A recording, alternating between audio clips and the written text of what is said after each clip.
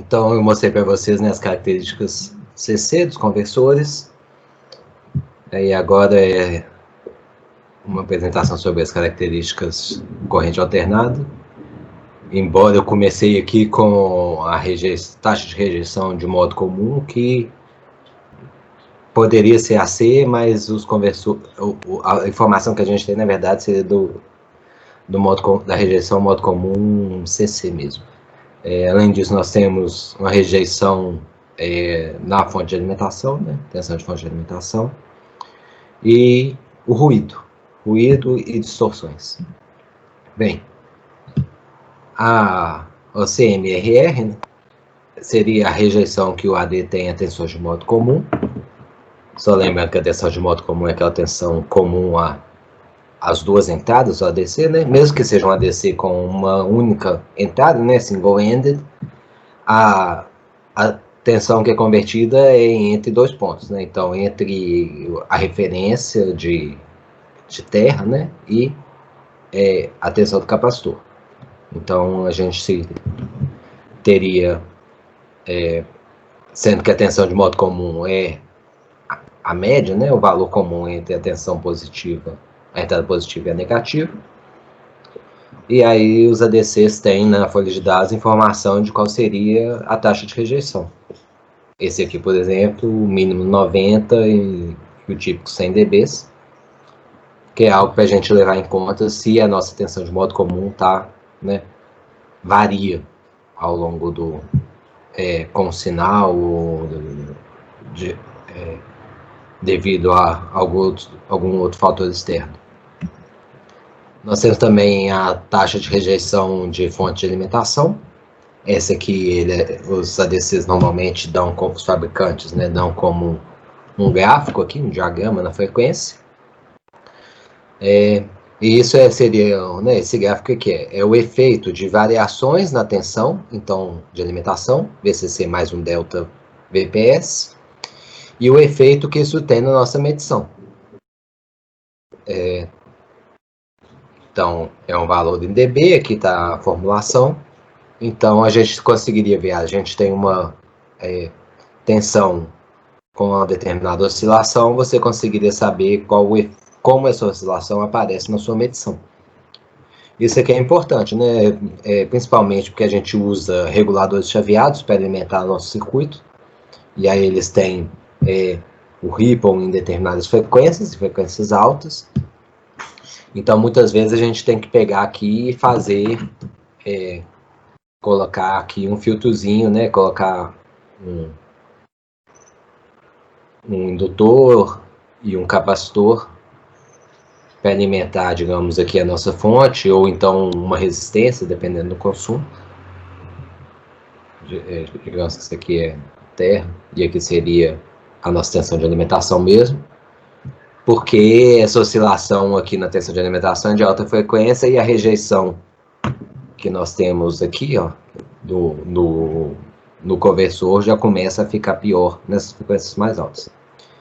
Então, muitas vezes a gente filtra, né, a tensão de alimentação antes de colocar na entrada do ADC, para não termos problema com ruídos da alimentação acoplando na entrada, na medição de sinal.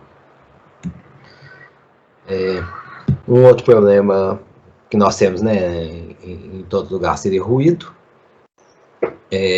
Tem várias figuras ou números que são usados como uma medida de ruído.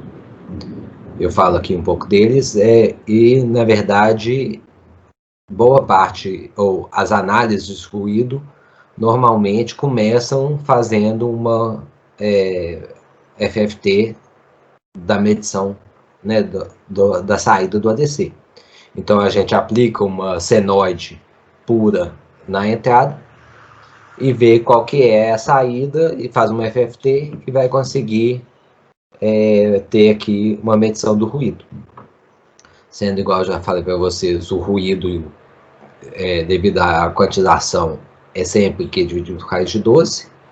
A gente pode ter um pouco mais de ruído além disso, mas na verdade como esse ruído vai aparecer na nossa FFT vai depender um pouco da relação entre a frequência da senoide que a gente está aplicando e a taxa de amostragem. Quando nós temos uma múltipla da outra, ou seja, a taxa de amostragem múltipla da taxa aqui da frequência da senoide, nós podemos ver harmônicos aqui dessa senoide aparecendo. Sendo quando elas estão descasadas, aí aparece mais perto de um fundo de ruído constante, né, um ruído branco.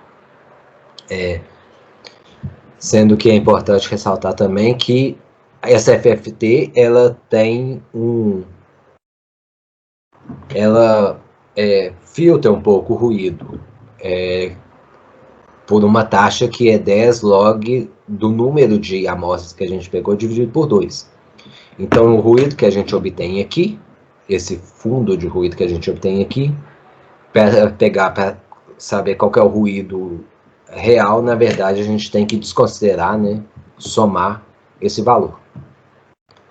E daí aparecem várias grandezas. Então, tem a taxa sinal-ruído, tem, né, a signal-to-noise ratio, tem a taxa sinal para ruído mais distorção, que seria uma outra medição. Um outro número que também é muito utilizado é o ENOB, que é o número efetivo de bits. O ENOB te fala basicamente quantos bits que você tem, desconsiderando aqueles que estão variando por causa do ruído. Então, essa seria também uma medição que nos dá uma ideia. O conversor é de 12 bits, mas o número efetivo de bits dele é 10. Então, os dois menos significativos a gente está perdendo por causa de ruído do ADC em si, né? Tem o ruído do resto do circuito, né? Do sensor, do circuito de condicionamento. Então, a gente precisa levar em conta esse ruído para saber no final quantos bits nós teremos efetivamente. O SINAD ele seria uma medição mais completa, né? Porque ele está pegando a distorção também. Então, o SINAD acaba sendo uma medição do THD também, né? O THD que pega as distorções, ele vai te contar quais são aqui, ele vai pegar um número de harmônicos que está entre 2 a 10, mas na verdade esses costumam ser os harmônicos mais significativos, né, no erro da medição.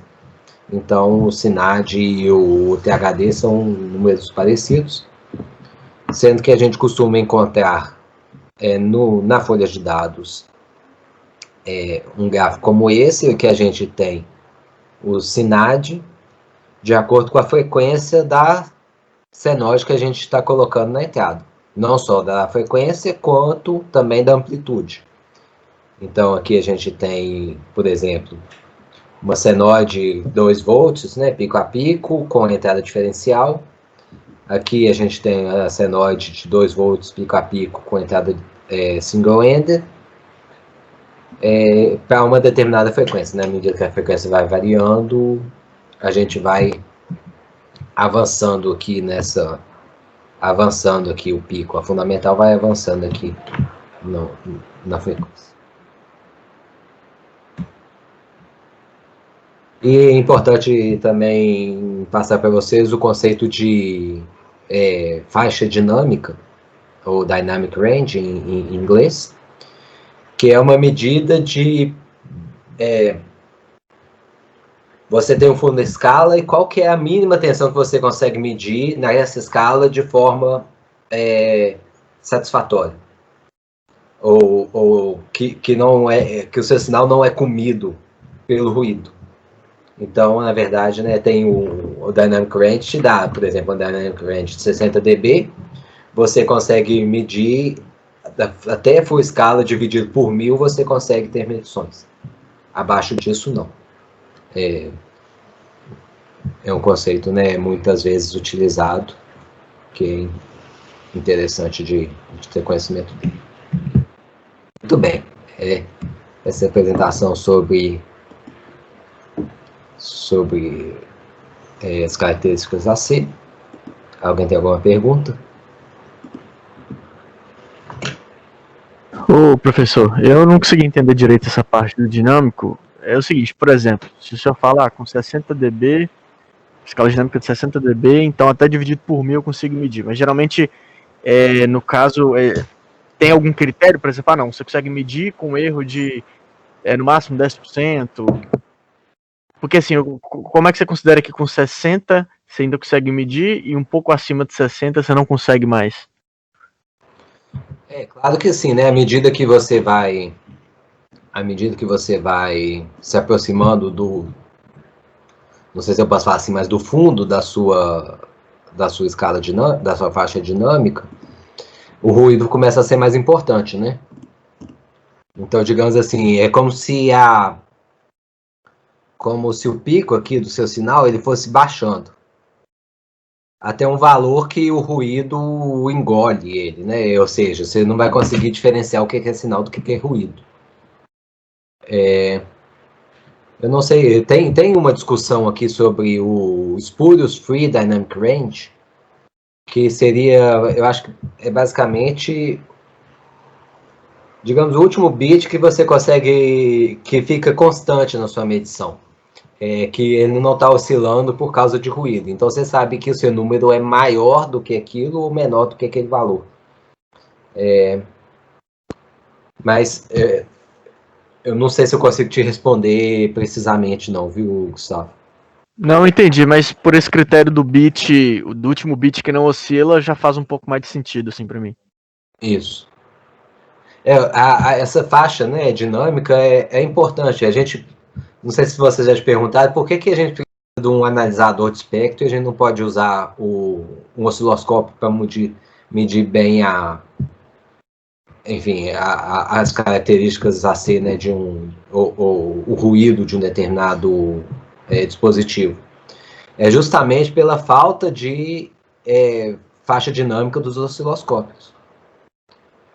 Porque o analisador de espectro, ele pega uma banda limitada, ele tem tipo um filtro NOT, né, e ele pega só uma faixazinha da frequência de interesse por vez. Então, por mais que você tenha lá uma tensão de 400 volts RMS aplicada no seu sinal, se você fizer isso no osciloscópio, né, você vai precisar colocar a escala do seu osciloscópio lá nos 50 volts por divisão, 100 volts por divisão, e aí você começa a perder a tensão pequena. O analisador espectro, o que ele faz? Ele filtra, então ele desconsidera as frequências acima e abaixo da sua faixa de interesse, e aí ele consegue medir tensões muito baixinhas, por mais que a gente tenha tensões em outras faixas que sejam muito maiores do que essa. Então, a diferença do analisador de espectro para o osciloscópio é essa, é a faixa dinâmica que ele consegue ter. Assim, simplificando, né? Mas para tentar ilustrar. E aí aqui é a mesma coisa, você tem um fundo de escala de 2 volts, mas é interessante você saber até quanto você consegue medir, né? Você vai conseguir, ou digamos, fundo de escala de 20 amperes, né? Você vai fazer a conversão, o circuito de condicionamento para isso se transformar em 2 volts. Você vai conseguir medir 0,1 ampere, 0,05 ampere? Aí vai depender isso, né? A faixa dinâmica do seu circuito.